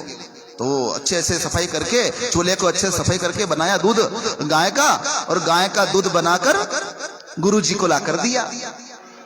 गुरुजी ने सब प्रेम उस दूध को ग्रहण किया। अब गुरुजी ने कहा कि अब जो मुद्दे की बात है वो कही जाए इसको, कि बेटा मैं आया हूं तेरे घर पर, जो असली बात है वो तो बताई भी नहीं। गुरुजी ने, ध्यान से सुनना, गुरुजी ने क्या कहा कि मैं तेरे घर पर आया हूं बेटा, मुझे तुझसे एक इच्छा है, मैं कुछ मांगने आया हूं। गुरुजी जैसे आ गया, कुछ आटा गेहूं चाहिए तो जरूर मैं दूंगा आपको। गुरुजी ने कहा कि नहीं बेटा, मुझे आटा गेहूं नहीं चाहिए, मैं थोड़ा अपने आश्रम में एक भंडारा थोड़ा लगा रहा हूं। अपने गुरु, मेरे गुरु की पुण्यतिथि आने वाली है, मेरे गुरु की यानी तेरे दादा गुरु की पुण्यतिथि आने वाली है, तो भंडारा चलाना है मुझे, तो तुझसे मुझे 20,000 रुपए चाहिए। क्या कहा? वो जो मूल मुद्दे की बात थी वो गुरु ने बताई नहीं। क्या कहा कि मुझे भंडारा मेरे लिए, गुरुजी ने अपने लिए मांगा जैसे, और गुरुजी को पता है कि ये 20,000 का त्याग करेगा तभी इसे 10 लाख का लाभ होगा। तो वो तो सुन्न हो गया, क्योंकि घर में 20,000 थे ही नहीं, वो सुन्न हो गया। गुरुजी 20,000 रुपए, अरे गुरुजी घर में गेहूं भी नहीं, 5 किलो घर में अबार, और आप 20,000 की बात कर रहे हो गुरुजी। लेकिन वो उसके मन में बात, उसने मन में कही ये बात, गुरुजी से नहीं कही। वो अंदर गया घर के अंदर और अपनी पत्नी से कहा, सुनती हो, देखो गुरुजी आए हैं और मुझे गुरुजी से दीक्षा लिए हुए 12 साल हो गए हैं। 12 साल में एक बार भी मेरे घर गुरुजी नहीं आए हैं। ये 12 साल के बाद मेरे गुरुजी घर पर आए हैं और मुझसे कुछ मांग रहे हैं। क्या मांग रहे हैं जी? आपसे गुरुजी क्या मांग रहे हैं? 20,000 रुपए मांग रहे हैं। अच्छा 20,000 मांग रहे हैं, अच्छा अच्छा। तो पैसे तो घर में है ही नहीं और वैसा कुछ व्यवस्था इतनी कुछ है नहीं, तो क्या करें? पत्नी समझदार थी कि देखो इनको, मेरे पति को इनके गुरुदेव में कितनी श्रद्धा है, कितना प्रेम है, देखो ये कितना शर्मिंदा महसूस कर रहे हैं। आज इनके पास कुछ होता तो ये खुशी खुशी राजी राजी अपने गुरु महाराज को कुछ दे देते और उसके बदले इनको गुरु महाराज आशीर्वाद देते। लेकिन बड़े भाव से जब उसने अपने पति को देखा कि मेरे पति बड़े प्रसन्न हैं, गुरु महाराज घर पे आए हैं और गुरुजी ने कुछ मांगा है और ये दे नहीं पा रहे क्योंकि घर में कुछ ऐसा है नहीं, तो हृदय बड़ा किया उसने, पत्नी ने, कि चिंता मत करिए जी, आपका मान मेरा मान है। आपके पास कुछ नहीं है, घर में कुछ नहीं है, लेकिन मेरी मां ने मुझे दे रखे हैं कंगन सोने के, दे रखे हैं कान में पहनने के लिए। तो ऐसा करो कि अब अभी जाओ मेरे कान के झुमके लेकर अपने गांव के किसी सुनार के वहां रख आओ गिरवी और गुरुजी के लिए व्यवस्था कर दो। इतना सुनते ही वो तो गदगद हो गया कि वाह देवी लक्ष्मी, मेरे तो कहने की इच्छा नहीं थी ये कहने की, लेकिन तेने हृदय बड़ा दिखाया और तू ये कह रही है। पर चिंता मत करना, मैं वो तेरे झुमके एक न एक दिन छुड़ा के जरूर ले आऊंगा। ये कहा, उस पति ने भी कहा कि ऐसी बात नहीं मैं रख के आऊंगा तो खाली बेच के आ जाऊंगा, केवल रख के आऊंगा और छुड़ा के लाऊंगा। तू कह रही है ला दे। तो गुरुजी से कहा कि गुरुजी आप बैठिए, और झुमके छुपा कर ले गया, सुनार के वहां रख दिए गिरवे, पैसे लेके आ गया और फिर घर के अंदर गया कि देखो मैं ले आया हूं पैसे। हाँ तो ले आया हो तो दे दो ना, महात्मा जी को दे दो। तो पैसे दे दिए, लीजिए महात्मा जी। और महात्मा जी कहा बेटा धन्य हो, आशीर्वाद करके निकल गए महात्मा जी। उसको खुशी थी छोड़ने की, उसको भी खुशी थी कि 12 साल के बाद मेरे गुरु घर पे आए और मैं उन्हें कुछ दे पाया। मेरे गुरुजी मेरे घर पर आए और मैं उन्हें कुछ दे पाया, वो भी खुश था। देकर नाराजी रहे मन में और दुख रहे तो वो देने मजा भी नहीं, फिर वो तो खुशी खुशी देने का जो मजा है दिया। गुरुजी चले गए और फिर वो जो भंडारा करना था वो किया भी सही, कि गुरुजी को तो खाली ये करना कि इसके हाथ से त्याग करवाना है, और त्याग का प्रतिफल क्या है गुरुजी जानते हैं। बस वो भंडारे का कार्य पूरा किया, वो काम पूरा हुआ।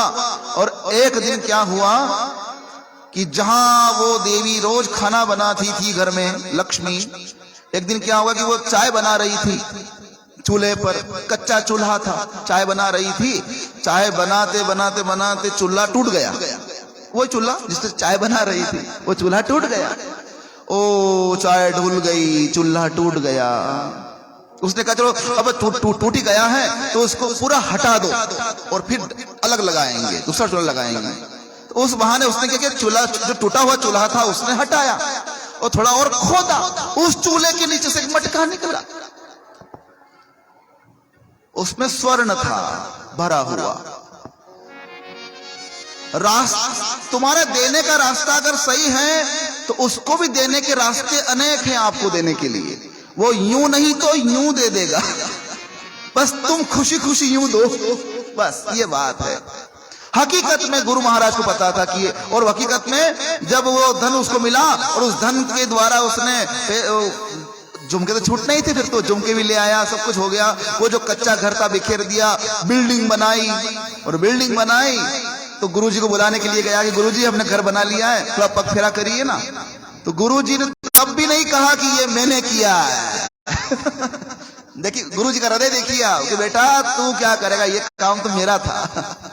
तुम जिंदगी भर उस चूल्हे पर खाना बनाया करते, चूल्हा टूटता ही नहीं, तो तुम उसे खाना बना बनाकर गरीब के गरीब ही मर जाते। तो कहने का मतलब ये गुरुजी भी आए, लेकिन कभी ये नहीं कहा कि मैंने ये काम करवाया है। गुरुजी का काम था त्याग करवाना है, और त्याग के बदले इसे कुछ मिलने वाला है, वो मिलना चाहिए इसे, क्योंकि ये मेरा प्रिय है। तो जो देता है उसे मिलता है, जो छोड़ता है वो खोता नहीं है, वो पाता है। मैंने कल भी कहा था ना कि जो भी आप देते हैं उसका एक आउटकम होता है, उसका एक नतीजा होता है, जो उसके बदले आपको मिलने वाला होता है। अगर आप वो जो देते हैं वो देते नहीं अगर, तो जो उसके बदले मिलने वाला है वो उससे आप वंचित रह जाते हैं। जो उसके बदले मिलने वाला है उससे हम वंचित रह जाते हैं। जैसे आप दुकान पर गए और आपने 10 रुपए की नोट दी और उससे कहा कि भैया 10 रुपए का गुड़ देना, तो आपने 10 रुपए दिए तो उसने गुड़ दिया, 10 रुपए का नतीजा क्या हुआ, गुड़। उसी प्रकार अगर दान में या सत्कर्म में हम धन को लगाते हैं तो वो दान में दिया गया, सत्कर्म में दिया गया जो धन है, उस धन का भी एक आउटकम होता है, उसके बदले में कुछ मिलना होता है। वो यूं नहीं मिलेगा, वो यूं मिलेगा, फिर मिलेगा। ये फर्क है दान का। मजे की बात है, पर ये इसको हर कोई समझता नहीं। लोग समझते हैं मुझसे गुरुजी ने 20 मांग ली, मतलब हमारे कहने तो 20 कम पड़ा। हमारा कहने लाख रुपए की गड्डी थी, उनमें थी खाली 20 चली गया, तो 80 बंचे अबे तो खाली 20 तो गया। जो इस प्रकार का दुख, फिर वो दुख से दिया हुआ भी फलता नहीं, कई बार प्रसन्नता के साथ दिया हुआ फलता है, भले वो 1 रुपया ही क्यों ना हो, उसका एक आउटकम होता है। इसलिए चाहिए ये न के न विधि दिन है, दान करहि कल्याण। आइए, इसलिए परम पिता परमात्मा तो बाहें फैलाकर खड़ा है, लेकिन क्या हम उसके लिए खड़े हैं? क्या वो तो कई जन्मों से बुला रहा है, लेकिन क्या हम तो जाने के लिए तैयार हैं उसके पास? कई जन्मों से बुला रहे हो, हमारा रिश्ता है भगवान के साथ। भले उस रिश्ते को कोई नाम दो या ना दो, लेकिन रिश्ता है। कई जन्मों से बुला रहे हो, कोई तो रिश्ता जरूर होगा।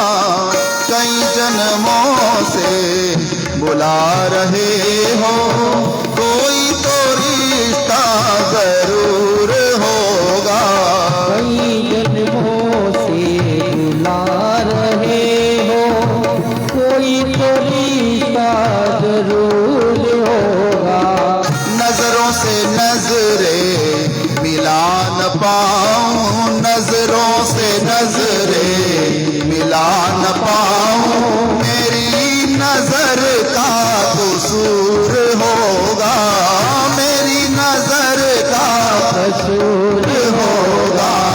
कई जन्मों से बुला रहे हो, कई जन्मों से बुला रहे हो, कोई तो रिश्ता जरूर होगा।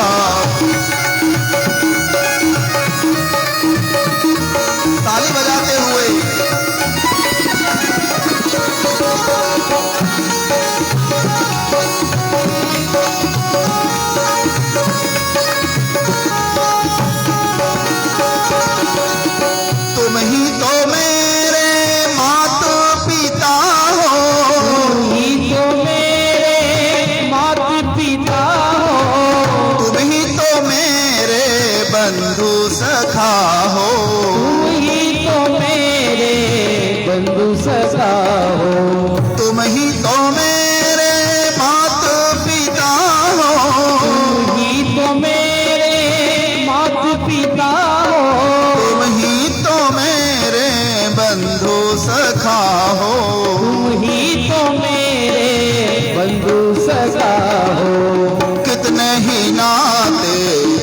संग जोड़े कितने ही नाते, तुम संग जोड़े कोई तो नाता जरूर होगा, कोई तो नाता जरूरी होगा। कई जन्मों से बुला रहे हो, कई जन्मों से बुला रहे हो, कोई तो रिश्ता जरूर होगा, कोई तो रिश्ता जरूर होगा।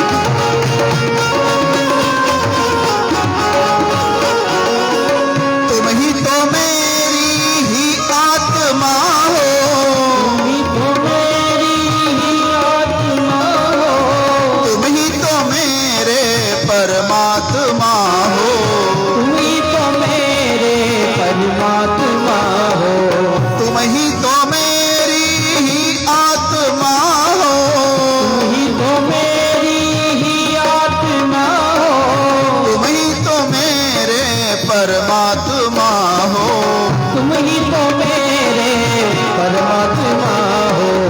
मुझ में ही रहकर मुझसे ही पर्दा, मुझ में ही रहकर मुझ में ही पर्दा, मुझ में ही रहकर मुझसे ही पर्दा, मुझ में ही रहकर मुझ में ही पर्दा, ये पर्दा हटाना जरूर होगा, जरूर होगा।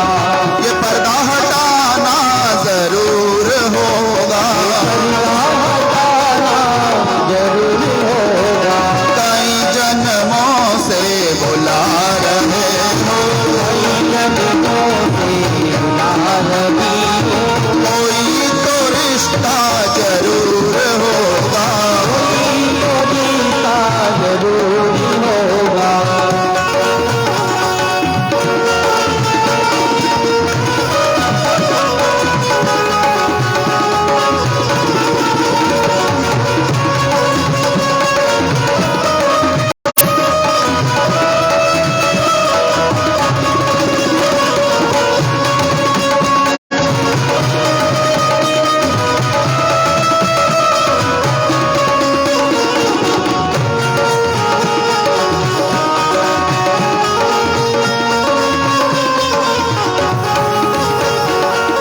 आंखों में बस गई तस्वीर तेरी, आंखों में बस गई बोलिए। तस्वीर तेरी, आंखों में बस गई तस्वीर तेरी, आंखों में बस गई तस्वीर तेरी, दिल मेरा बन गया जागीर तेरी, दिल मेरा बन गया जागीर तेरी, हाँ दिल मेरा बन गया जागीर तेरी, दिल मेरा बन गया जागीर तेरी।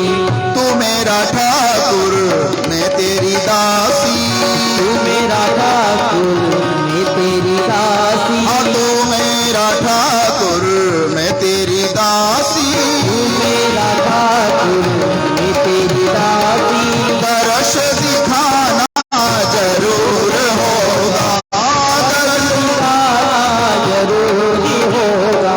कई जन्मों से बुला रहे हो, जन्मों से बुला रहे हो, कोई तो रिश्ता जरूर होगा, कोई तो रिश्ता जरूरी होगा। कभी बुलाते हो वृंदावन में, कभी बुलाते हो वृंदावन में, कभी बुलाते हो बरसाने में, कभी बुलाते हो बरसाने में, हाँ कभी बुलाते हो वृंदावन में, कभी बुलाते हो वृंदावन में, कभी बुलाते हो बरसाने में, कभी बुलाते हो बरसाने, अपने घर पे रोज बुलाते, अपने घर पे रोज बुलाते, अपने घर पर रोज बुलाते। अपने घर पर रोज बुलाते। अब मेरे घर आना जरूर होगा, मेरे घर आना जरूर होगा। कई जन्मों से बुला रहे हो, कोई तो रिश्ता जरूर होगा, हाँ कोई तो रिश्ता जरूर होगा, हाँ कोई तो रिश्ता जरूर होगा, हाँ कोई तो रिश्ता जरूर होगा, कोई तो रिश्ता जरूर होगा।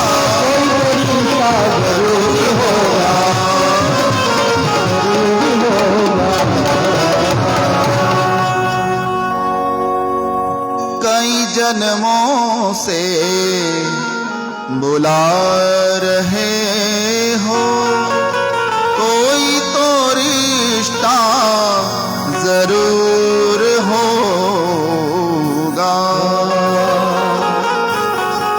है रिश्ता हमारा, और वो कई जन्मों से पुकार रहा है, बुला रहा है, लेकिन उसकी आवाज हम सुन नहीं पा रहे हैं।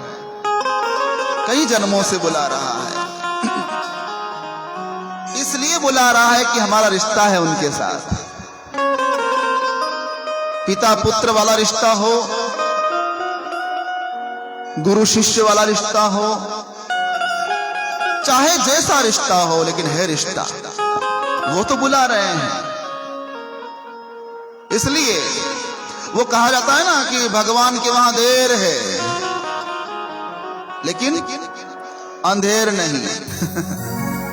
भगवान के वहां देर है, अंधेर नहीं। लेकिन वो जो कहते हैं ना कि भगवान के वहां देर है, उसकी तरफ से देर नहीं है, देर अपनी तरफ से है।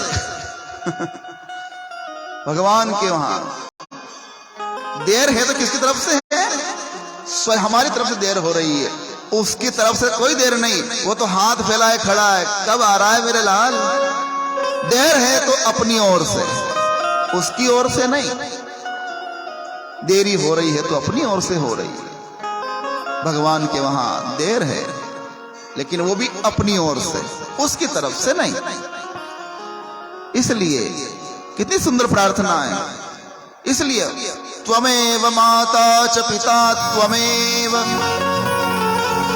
त्वमेव बंधुश्च सखा त्वमेव, त्वमेव विद्या द्रविडं त्वमेव, त्वमेव सर्वं मम देव देव।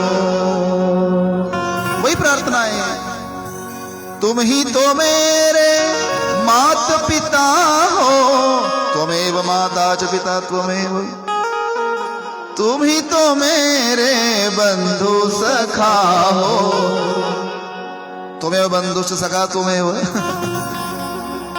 तो भगवान मंत्र नहीं देखते, भगवान भाव देखते हैं कि आप किस भाव से भगवान को भज रहे हैं, भजन कर रहे हैं। भजन करने का अर्थ ये नहीं है कि हम तबला पेटी लेकर बैठेंगे तो ही भजन होगा, ऐसा नहीं। आप केवल याद कर रहे हैं भगवान को, वो भजन ही है। भजन भज धातु से बना है, जिसका अर्थ है अनुसरण, उसका स्मरण। भगवान का स्मरण ही भजन भजन है। ये तो अपने मन के संतोष के लिए, कि आनंद के लिए, कि हाँ संगीत हो तो उसकी बात ही अलग है, लेकिन भगवान का स्मरण ही भजन, बस। इसलिए तुम ही तो मेरी ही आत्मा हो, वही आत्मा है और वही हमारे लिए परमात्मा है। अच्छा, हम आत्माएं हैं, लेकिन ये आत्माएं उस परमात्मा की हैं हम कल चर्चा कर रहे थे ना कि हम कौन हैं? आत्मा। अगर हम हैं तो इस आत्मा का मालिक कौन है? परमात्मा। तो ये आत्मा उस परमात्मा की है और उसी को सौंपना है एक न एक दिन। तो जैसी उसने दी वैसी की वैसी सौंपे या इसे गंदी करके सौंपे? आपके घर से कोई पड़ोसन उसके बाद मेहमान आए और मेहमान आए तो उसके पास कोई बड़ी तपेली नहीं थी दाल बनाने के लिए, तो वो आपके घर मांगने के लिए आई और उसने कहा कि बहन मेरे यहाँ मेहमान आए हैं दाल बनाने के लिए हमारे घर में छोटी छोटी तपेलियां हैं, बड़ी नहीं हैं, तो तेरे पास हो तो दे दे। तो आपने दे दी और वो बेचारी घर पर लेकर गई, उसने खाना बनाया, दाल बनाई और दाल बनाने के बाद भोजन जिमाया मेहमानों को। मेहमान जिम कर गए और वो तपेली लेकर आए आपके घर पर बिना धोई। आपको अच्छा लगेगा क्या? आपको अच्छा लगता हो तो लई गीती धोई नहीं सकी, ऐसे ही कहोगे ना आप? अबे तो दऊच नहीं का। अब तो ये होता है कई बार कि अब तो दे दिया है दया करीने, या तो एंटवाड़ी है तो वो खड़ी हुई, लेकिन हम क्या कहते हैं? एंटवाड़ी। एंटवाड़ी दे। तो दोबारा जब दोबारा वो मांगने के लिए आएगी कि बहन हमारे यहाँ कढ़ाई नहीं है बड़ी, देती हो क्या? थी तो थी, लेकिन हमारे नानीरवा दई दी में तो दोबारा देने वाली नहीं है वो। वो जानती है कि पहले तपेली दी थी इसने, खड़ी हुई दी थी मुझे, गंदी दी थी इसने मुझे। तो भगवान भी कहेंगे कि जो शुद्ध आत्मा मैंने इसको दी थी, इस शुद्ध आत्मा को ये कुकर्मों से खराब करके दे रहा है, तो क्या दोबारा भगवान आने देंगे फिर अपने को? घुमाते रहेंगे 84 लाख योनियों में, लेकिन न तो भगवान अपने पास रखेंगे और न मानव की योनि देंगे। घूमते रहो गंदगी में कीड़े बनकर कहीं ना कहीं, ऐसा हो जाएगा फिर। तो बड़ी कृपा है उसकी कि हमको दी है शुद्ध आत्मा उस परमात्मा ने। समझिए साहब, यही तो सूत्र है। इसलिए हम भगवान शिव की आराधना करते हैं। शिव सब कुछ देने वाले हैं। शिवोहम शिवोहम। शिव पुराण में भगवान शिव के 2 रूपों की बातें कही गई है शिव पुराण में। चलो शिव पुराण को टच कर लेते हैं, शिव का स्मरण कर लिया है तो शिव पुराण में भगवान शिव के 2 रूपों का वर्णन किया गया है, उसकी चर्चा की गई है। भगवान शिव का एक रूप है सकल रूप, सकल रूप, और एक रूप है निष्कल रूप। भगवान शिव का एक रूप है सकल और एक है निष्कल। सकल अर्थात साकार रूप। जैसे भगवान शिव जी का फोटो देखते हैं आप कि नंदी पर बैठे हुए हैं, या भगवान शिव जी खड़े हैं तो त्रिशूल उनके हाथ में है, शीश पर जटा है, गंगा बह रही है, चंद्रमा, त्रिनेत्र खुला हुआ, तीसरा नेत्र है, 2 नेत्र खुले हुए हैं, गले में सर्प है। ये भगवान का सकल रूप है। क्या है? भगवान शिव का सकल साकार रूप है ये। और निष्कल रूप का अर्थ होता है लिंग रूप। भगवान का शिवलिंग निष्कल रूप माना गया है, निष्कल माना जाता है। और उसको हम क्या कहते हैं? ज्योतिर्लिंग। हमारे यहाँ 12 ज्योतिर्लिंग है ना, 12 ज्योतिर्लिंग है हमारे विशेषकर। जैसे यहाँ महाकाल में विराजे हैं एक ज्योतिर्लिंग, एक ओमकारेश्वर विराजे हैं, एक मल्लिकार्जुन विराजे हैं, एक त्र्यंबकेश्वर में विराजे हैं, एक केदारेश्वर में विराजे हैं। इस प्रकार 12 ज्योतिर्लिंग है हमारे यहाँ पर। तो ज्योतिर्लिंग को ज्योतिर्लिंग क्यों कहते हैं? ये भी तो विचारनीय बात है ना। ज्योतिर्लिंग क्यों कहते हैं? क्योंकि उन प्रातः लिंग जो होता है भगवान शिव का, वो ऊपर की ओर होता है। देखा ना आपने, उसका उठाव कहां होता है? आकाश की ओर होता है। ज्योति, जैसे दीपक को हम ज्योति लगाते हैं ना, दीपक की ज्योत लगाते, ज्योति नीचे जाती कि ऊपर जाती है? वो ऊपर जाती है। तो शिवलिंग भी ऊपर जाता है। हे सीधा, तो वो किस प्रकार से है? एक ज्योति की तरह है। जैसे अग्नि प्रकट होता है तो अग्नि की एक ज्योति होती है, उसी प्रकार शिव की भी एक ज्योति है, इसलिए हम उसको ज्योतिर्लिंग कहते हैं। हाँ, इसलिए उसको ज्योतिर्लिंग कहा जाता है।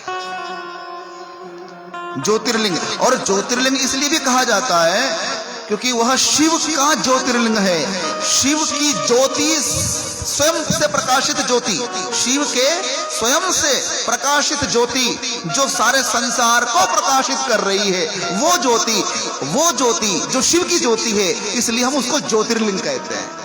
वो ज्योतिर्लिंग कहलाता है। हाँ, जब हम इन बातों को जानेंगे तभी उस लिंग, ज्योतिर्लिंग के प्रति श्रद्धा जागेगी कि ये ज्योतिर्लिंग क्या है। ये भगवान की ज्योति है, ये भगवान का चिन्ह है। लिंग का अर्थ होता है चिन्ह। क्या अर्थ होता है? चिन्ह। भगवान शिव जी का चिन्ह है ये। जब हम लिंग का दर्शन करते हैं तो उस लिंग में ही भगवान शिव का स्वरूप देखते हैं हम, क्योंकि भगवान का चिन्ह है वो।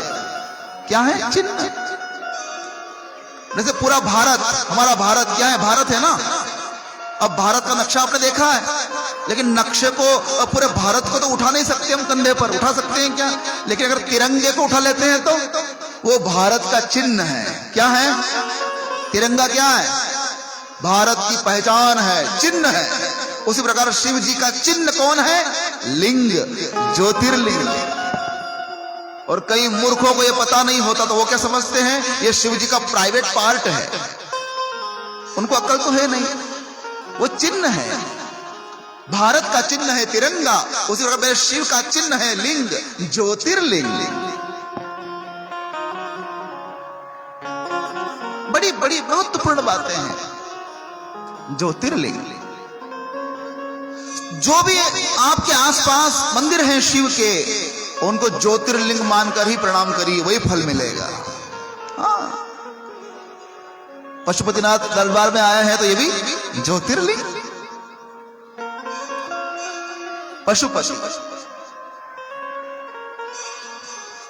पशुपति को दर्शन करते हैं तो क्या प्रार्थना करनी चाहिए? हे पशुपति महाराज, ऐसी कृपा करना कि मेरे अंदर की पशुता समाप्त हो जाए।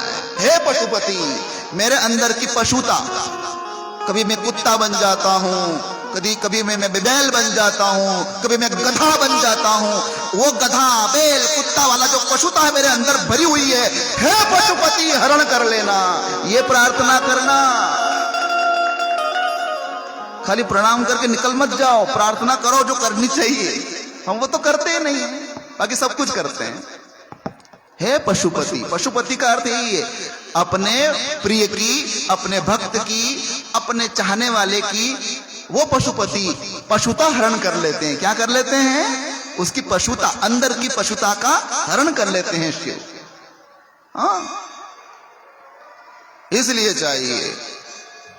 दूसरों पर उंगली तो उठाते हैं हम, लेकिन क्या पता वो उंगली हमारी तरफ कभी आ जाए। आती भी है, कई लोग कहते हैं एक करते हैं तो 3 अपनी तरफ आ जाती है।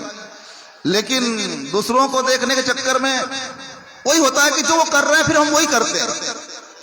दूसरों जो कर रहे हैं वो करते हैं, वो ठीक है, लेकिन सदगुरु कहे वो करोगे तो कल्याण हो जाएगा। हाँ, सदगुरु कहे और फिर वो शिष्य करे तो कल्याण हो जाएगा। मैंने अभी कल चर्चा करी थी ना पल्लू वाली, कि वो तो मेरी सास करती थी इसलिए मैं भी करती हूँ, मतलब देखा देखी करती हूँ, लेकिन पल्लू क्यों खोलती हूँ पता नहीं। अब पता कहां से चलेगा?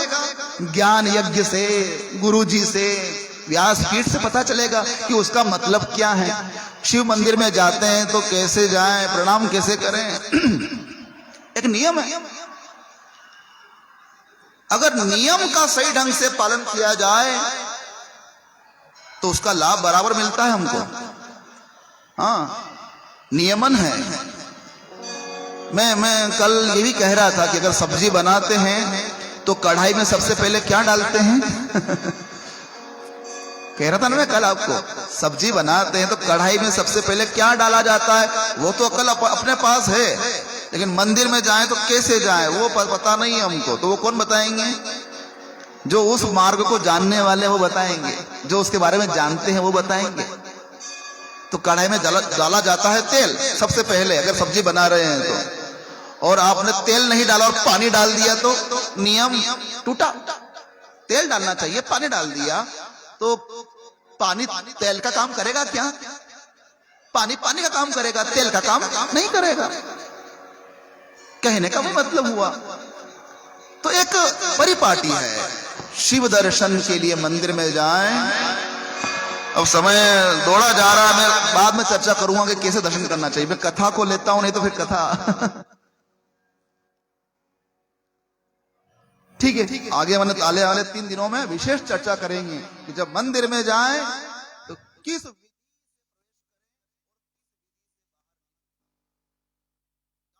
मैं भूल जाऊं तो लास्ट दिन तक अगर मुझे याद ना आया तो मुझे याद दिला देना, गुरु जी आपने वो कहा था बताओ ना तो शिव मंदिर में जाएं और कैसे वहां से बाहर निकले उसका एक नियम है, और वो नियम पालन किया जाए तो पूर्ण दर्शन के लाभ हमें प्राप्त होंगे। हाँ, आइए इसी निवेदन के साथ 2 नाम भगवान के और फिर चलते हैं कथा की ओर। श्री राम जय राम जय जय राम, जय जय राम जय जय राम।